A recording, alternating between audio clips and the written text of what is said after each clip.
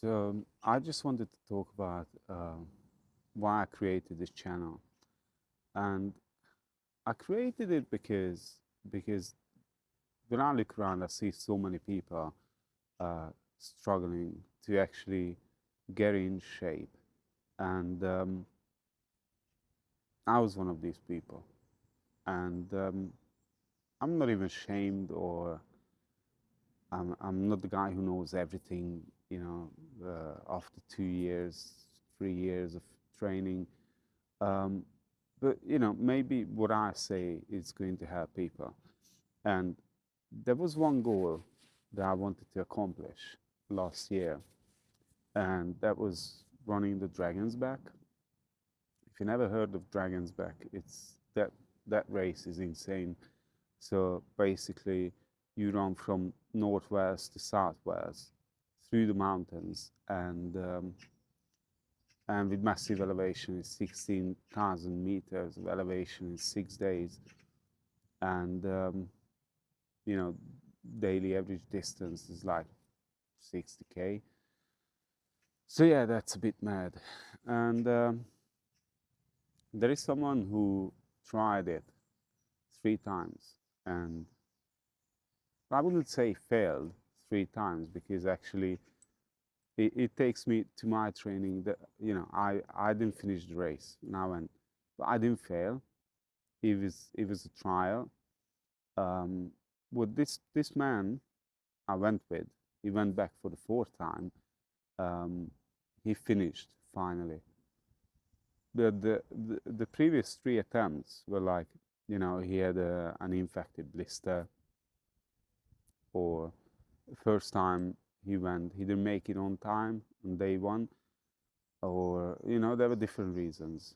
And my reason for not finishing was I had a massive injury in actually both legs, uh, despite all my training and preparation, being careful. So, people ask me why you do this. This is not normal, and in a way, it is not. But I just want to see, because there were a couple of years I really puffed up. I went really, really fat, and I didn't enjoy it, and I've never been like that before. And I wanted to see the other side. So what a body is capable of, really. And and first of for a year I was losing weight, and then I got into a year training, which is really, really heavy. I At the peaks I was running 120K a week. Plus I had 2, 3 strength training sessions in the gym, and every single Thursday I had um, I had a hiking day on Thursdays. So at the peaks, I was doing. Uh, there's not much hills around here where I live, and I went to visit a place where there are actually some, with two of them next to each other. But the whole loop I was doing there is 1.6 kilometer. So I was literally going up and down on the same two hills all day long. So those were my Thursdays, and I've done like 10 hours hike non-stop. I didn't have a break, and I did like 45K in a day with 3,500 meter elevation gain, and those were my Thursdays. Away from family, away from the chance of having a proper day off. Um, I trained like mad, and I think in that one year, I had a coach. He was great. Um, but in that one year, I didn't skip training for, I can tell you, maybe 2 days when I skipped for, I don't know, maybe the day before was my birthday. So obviously I had a bit of celebration, not heavy, but maybe one day I was sick. And that was that. I was training all year. So we went to this race, and I was very, very excited, and I was absolutely 100% sure that I'm going to finish, and I didn't. I didn't, and it was it was somewhat a shock, but also like a wake up call because I did the first day very well. I did the second day very well, even though I started to feel some pain in my legs. And on day three, um, I didn't look at my legs. I didn't look at them. It was, I just didn't want to see what's going on. I knew they were bad.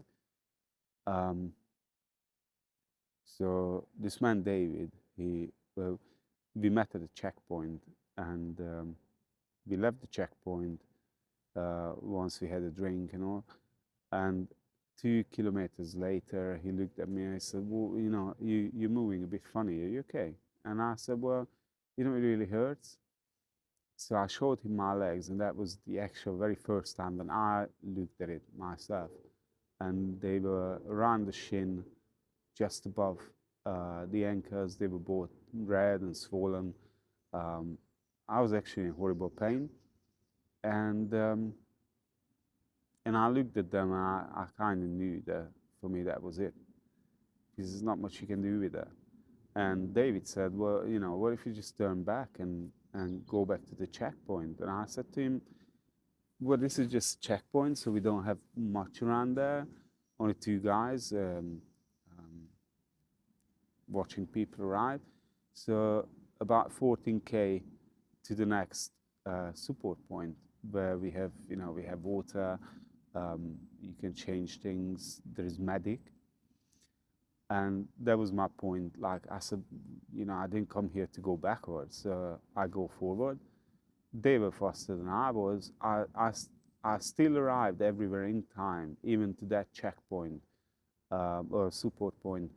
Um, I arrived 1 hour earlier than the recommended. Um, and when I got there and I found the medic and I said, I probably need help. And they looked at my leg and they went just like, not good.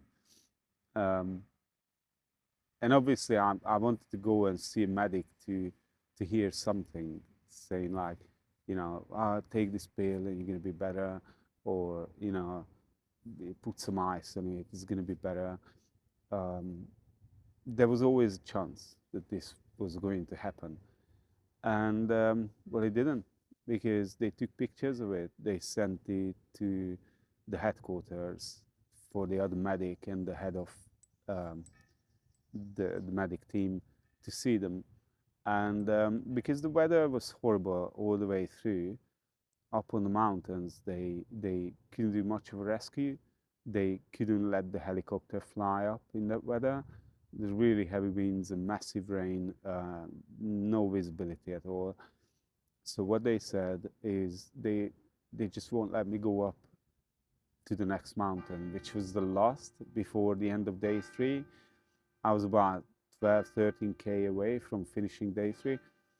And they said I just can't go up because, if anything goes serious and I'm in so much pain that I, let's say, have to sit down or I develop a fracture or anything like that, they just can't bring me down. So they can tell the time when they can fly up, and obviously there are no roads to drive on, so they didn't let me go. And it was a horrible feeling. It was, and it is up until today. Obviously, I don't live in the past, but it taught me something. And and David, he luckily he finished the race, and he's been there for the fourth time. He really deserves this. If someone doesn't understand, just think about it for a second, that what my training was like. He was doing this sort of training for 4 years in a row. So that's insane. The amount of dedication he had, and the effort he put in, it's just unbelievable. It's not human.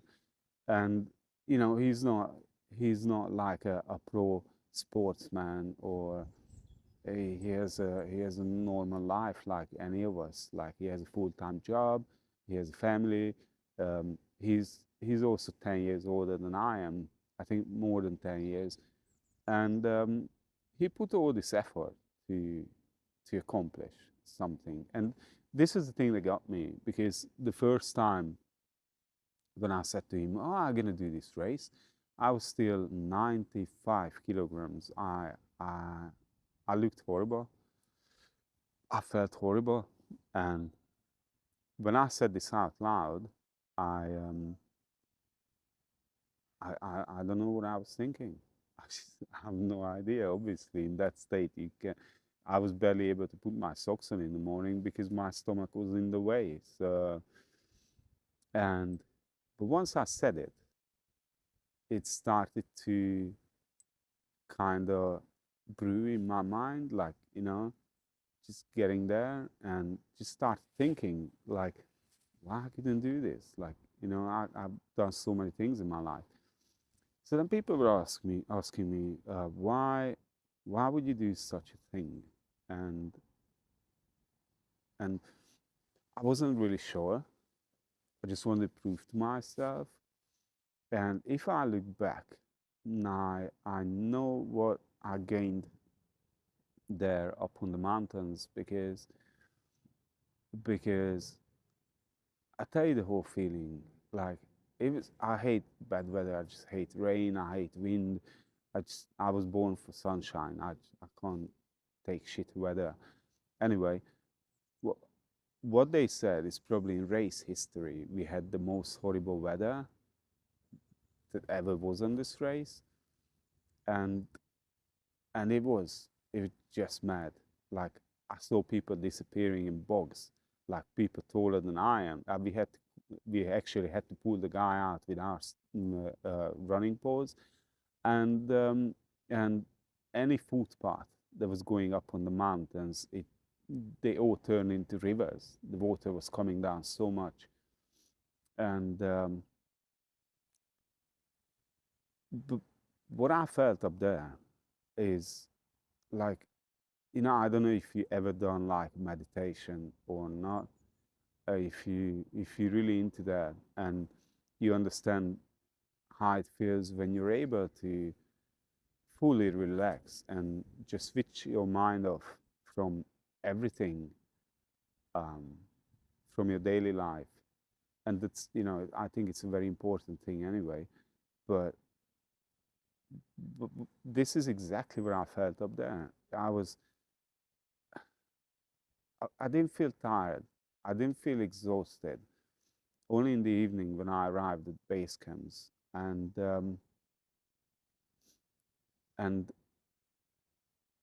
that when your mind is only focusing on one single thing, and that one single thing was, this very monotone, um, putting one feet in front of the other, and you you don't think of anything up there.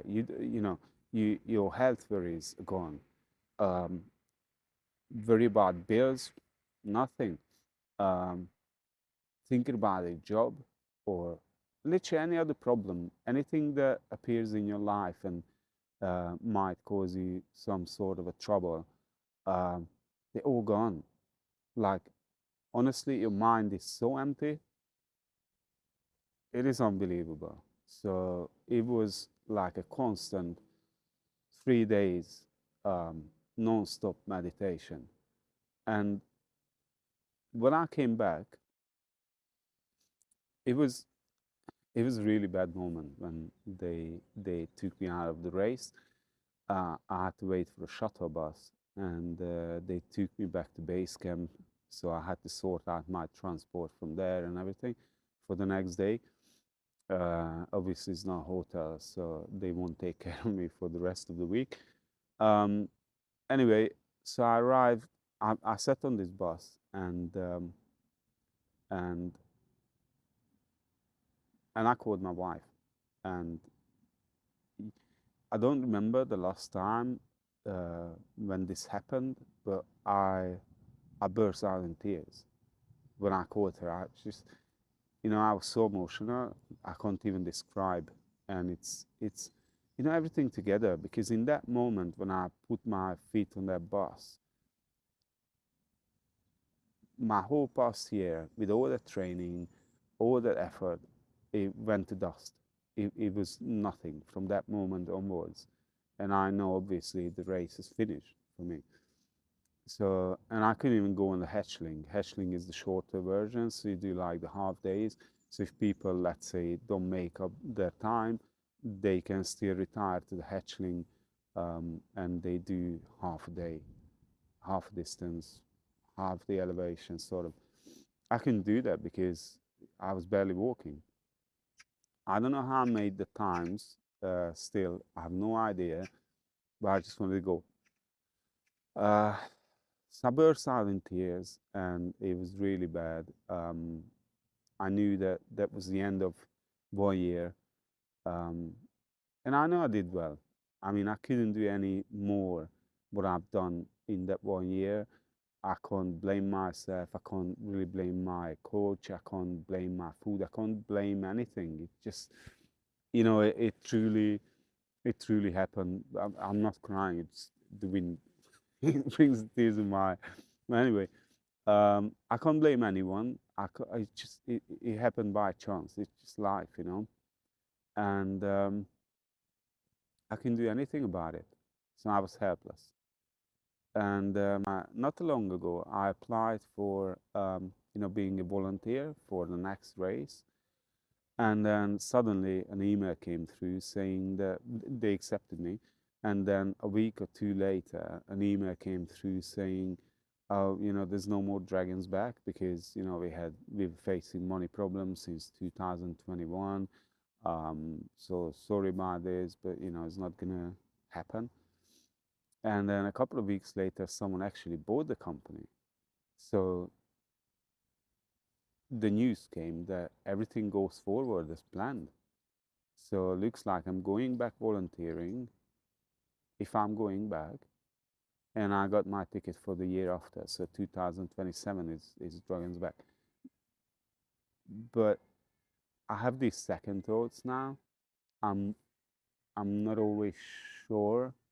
Now that I want to go back. I want to finish this. I really want to get it done. I have that little dragon on my desk to look at it and see, okay, you got there. But the race is brutal, so it is absolutely insane. So no question about it. But what's really hard is to get your mind to be in a state that you do that 1 year before, to do all that training. Um, I'm seriously thinking if I have one more of those years in my life, because then you give up a lot of things. Um, so that's really hard year. So I'm still thinking. The email will come, so I have to respond, and I will have to say if I still want to go to volunteer, and I probably will say yes. But it is really hard to even think about it because I know what's awaiting. So, you know, the amount of training when you kill 3 pair of socks in 1 month, and the short. So that's a lot of running, and it takes a lot of time. It takes a lot of energy um, out of your life. But I really think that I deserve the chance to give myself the chance to get this done and finished. Uh, what makes me really scared is the fact that there is still, again, there's a chance that, okay, I go back for the second time, but if I go like David, but what if I haven't finished for the second time? I don't really know how I would take it. Um, I definitely went further for the first time than he did, but as much as he told me for the first time, he didn't put that much effort in the preparation. So it's the future. I will decide. Now I'm in a different kind of training, so currently I'm running only 30K a week. I do more strength training, mostly kettlebells, and do some conditioning with jump rope and whatnot. I do lots of walks. I had a goal to build a certain physique I really wanted. I'm in a good way to get there, but if I start running again, I'm going to change this, and I'm going to change a lot of things around, and I'm I'm going to be far away from that goal. Well, anyway, let's see what the future brings. I might just go back. I will keep you updated. Yeah, this is what this channel is about, to show what people actually can. Um, just it's just that they don't keep the consistency. But I will show a couple of tricks that works for me, because I can actually go very, very lazy, and but there are tricks that actually really help me to stay on track, and no matter what, because no one asking me to do any of this. Um, but I can get to a point where I question myself if I haven't done it. If I go home, or my wife finds me on the couch in the morning watching Netflix, she's not gonna ask me why didn't you train this morning, or my boss is not gonna ask me, my sister's not gonna call me and shame me because I didn't do it. But you just get to a point when you realize you truly, um, you have to give yourself the chance, and you do it for yourself, um, and it's exciting. In the next video, I'm going to show you some tricks what I actually use to get myself to work on these things, and things that really help. And maybe it's going to help you too. So yeah,